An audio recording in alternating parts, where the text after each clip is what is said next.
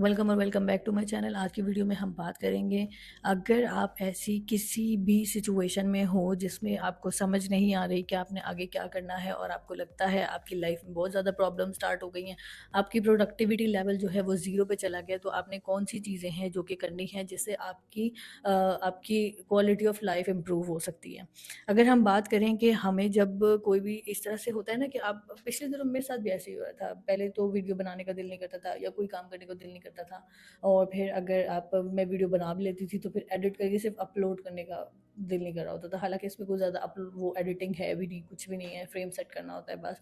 लेकिन उसके बावजूद भी इतना सा काम करने को दिल नहीं कर रहा था। तो ये होता है, हर किसी की लाइफ में होता है जो कॉन्स्टेंटली वर्किंग कर रहे हैं। फिर एक टाइम आता है कि जब ना बर्न आउट हो जाता है, काम करने को दिल नहीं करता, या फिर सोचें जो होती हैं वो बहुत ज़्यादा जमा हो जाती हैं, जिसकी वजह से फिर आप एक क्लैरिटी से सोच नहीं पा रहे होते। तो अगर आपके साथ भी लाइफ इसी तरीके से आपको ट्रीट कर रही है तो फिर कुछ ऐसी चीज़ें हैं जो कि अगर आप कर लोगे तो आपका जो चीज़ें करने का जो क्वालिटी है वो इम्प्रूव हो जाएगी। सबसे पहले जो है, ये मैं खुद भी करती हूँ और ये मैंने देखा है, मैंने जब जब ये वाली प्रैक्टिस की है, इसने मुझे ऐसे रिजल्ट्स दिए हैं कि मैं आपको बता नहीं सकती। अब आप इसको खुद भी करके देखिएगा। आप इसको जर्नलिंग जो होती है, हम जब हमारे दिमाग में ना बहुत सारी सोचें चल रही होती हैं। हम एक वक़्त में पता नहीं कितना कुछ सोच रहे होते हैं, और उसकी वजह से ना जब जो जिन चीज़ों को लेकर हम एक्चुअली में परेशान होते हैं, वो भी मिक्स हो जाती हैं और फिर वो एक खिचड़ी सी बन जाती है।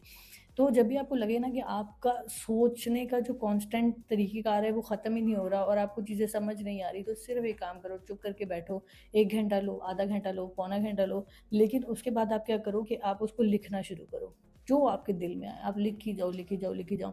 उससे क्या होगा कि जो भी आपकी परेशानी है, जो भी आपके मसले हैं, वो एक पेपर पे आ जाएँगे, क्लैरिटी आ जाएगी। क्लैरिटी के साथ फिर ये होगा कि आपको समझ आ जाएगा कि एक्चुअली में ये प्रॉब्लम इतना बड़ा नहीं था, जितना मेरे दिमाग ने इसको सवार किया हुआ था और जितना मैं इसके ऊपर सोच रहा था। तो ये आप प्रैक्टिस एक दफ़ा करके देखो कि आपको आइडिया होगा कि इसके रिज़ल्ट्स कितने मज़े के और कितने अच्छे होते हैं। अचानक से जब आप जर्नलिंग करके हटते हो, आपकी आधी परेशानियाँ तो वैसे ही सॉल्व हो जाती है, क्योंकि फिर आपको समझ आती है कि जिन चीज़ों के ऊपर मैं इतना परेशान हो रहा था, ये तो कुछ भी नहीं है, ये तो यही है। तो ये बहुत ज़्यादा ज़रूरी है। आपने अपने छोटे से छोटे इश्यू जो भी है, आपको समझ आ रहा है, आपने उसको पेपर पे लिख लेना है, पेन डाउन कर लेना है, और फिर उसके बाद आपको नज़र आएगा कि अब क्या इससे अब फ़ायदा क्या हुआ है। और उसके बाद फिर नेक्स्ट क्या है, हमारा एक प्रॉब्लम क्या है कि हम लोग कंज़्यूम क्या करते हैं, हमें इसके बारे में बहुत ज़्यादा माइंडफुल होने की ज़रूरत है। आपने अब मैं आपको एक बात बताती हूँ, आप जो हो ना 2 घंटे बैठकर अगर सैड सॉन्ग सुनना शुरू हो जाओगे ना, भले आपका ब्रेकअप नहीं भी हुआ, आपको ब्रेकअप जैसी फीलिंग आना शुरू हो जाएगी। वही अगर आप कोई अच्छे लोग के पास बैठते हो, आप एक अच्छे एनवायरनमेंट में बैठते हो जिसमें लोग पॉजिटिव बात कर रहे हैं, जिसमें लोग ग्रोथ की बात कर रहे हैं, तो आपको इंटरनली अपने अंदर से भी प्रोडक्टिविटी आना शुरू हो जाती है, आपकी एनर्जी का इंस्टेंट शिफ्ट होता है।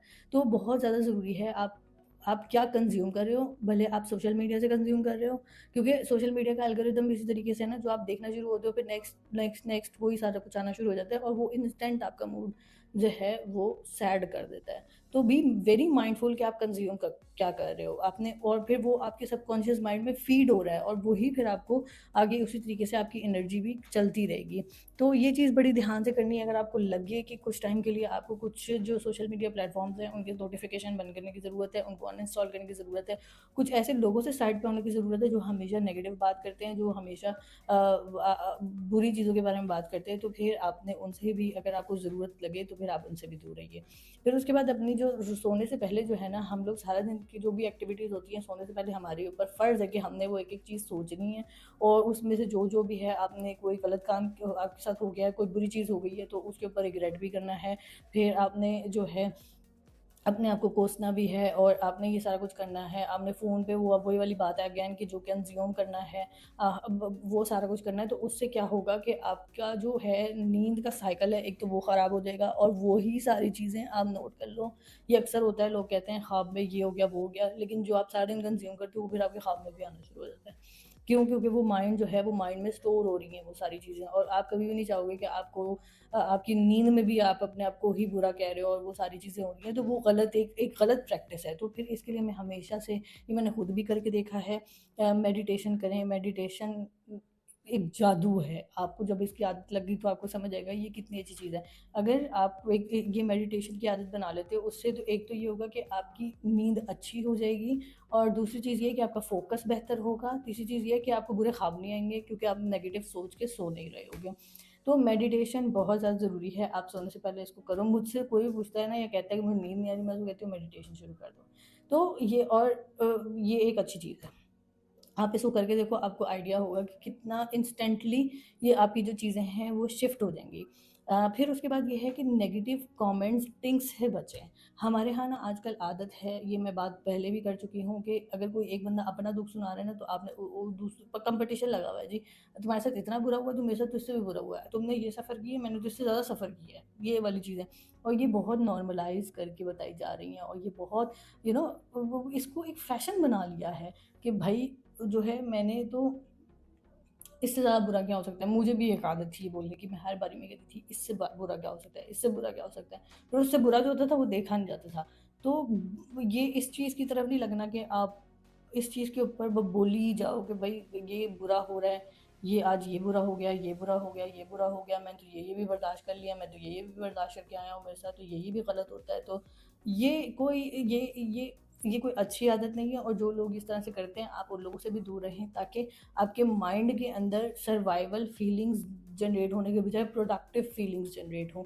तो बी वेरी माइंडफुल कि आप किन से बातें कर रहे हो, क्या बातें कर रहे हो, अननेसेसरी कमेंट्स नहीं मार रहे, अननेसेसरी नेगेटिव नहीं बोल रहे, क्योंकि जब एक बंदा बोलेगा दूसरा बोलेगा तो फिर वो एक लंबी पाइल अप कॉन्वर्जेशन अननेसेसरली वो चलती रहती है। और जब आपको लगे कि आप ये कर रहे हो, अपने आप को देखते रहो, जब आपको लगे आप ये कर रहे हो, आप उसको इंस्टेंटली स्टॉप करो, और ताकि चीज़ें बेहतरी की तरफ जाएँ।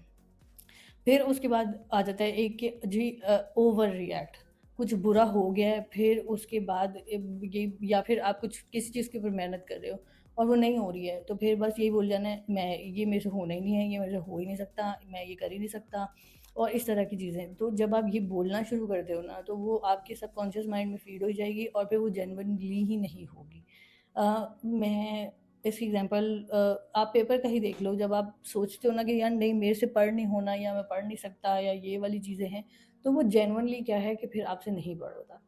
आपसे कॉन्स्टेंटली जब आपने एक चीज़ अपने माइंड को फीड कर दी है, तो फिर आप नहीं पढ़ सकते। यही चीज़ है, जब आप बोलोगे ना कि मैं ये कर सकता हूँ, तो फिर वो फ़ौरन चीज़ें जो हैं वो आपकी प्रॉब्लम सॉल्विंग की तरफ जाना शुरू हो जाएँगी। और वैसे भी नेगेटिव बोलकर क्यों अपने आप को भी ख़राब करना है, अपना भी खून जलाना है और अपने आस-पास वालों का खून भी जलाना है। तो बेहतर ये है कि अपने अंदर ये क्विक शिफ्ट्स लाकर देखें, और आप जब ये करेंगे आपको रियलाइज़ होगा कि आप अभी तक कितनी बड़ी गलतियाँ कर रहे थे, और किस तरह की चीज़ें हो रही थी, और आप कितना जो है जब बंदा इन चीज़ों को नहीं ना जानता, तब ये बातें बहुत माइनर लग रही होती हैं, और जब इनको करना शुरू करते हैं तो फिर पता चलता है ओह! इसका तो बहुत हैवी इम्पैक्ट है हमारी लाइफ में।